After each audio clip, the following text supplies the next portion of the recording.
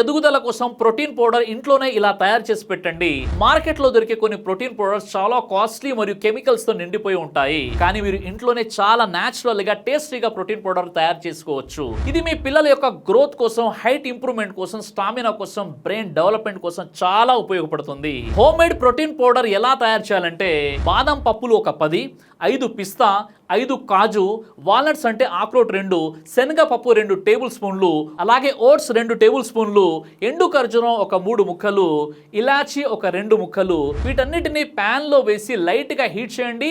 చల్లారిపోయిన తర్వాత మిక్సీలో వేసి పౌడర్ చేసుకోండి. ఎలా యూజ్ చేయాలంటే పొద్దున మరియు సాయంత్రం ఒక గ్లాస్ గోరువెచ్చని పాలలో మీరు తయారు చేసుకున్న ప్రోటీన్ పౌడర్ ని ఒక స్పూన్ వేసి కలిపి పిల్లలకు ఇవ్వాలి.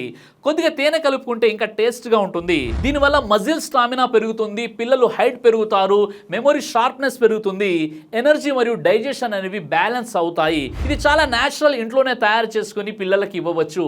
మీ పిల్లల ఎదుగుదల కోసం తప్పకుండా ఇలా ట్రై చేయండి. ఇది తయారు చేసుకోలేము అనుకునేవారు ఒకసారి ఇవన్నీ కలిపినటువంటి తలిబినాన్ని ఉపయోగించండి. ఈ వీడియోని లైక్ చేసి మీ ప్రతి ఫ్రెండ్కి షేర్ చేయండి.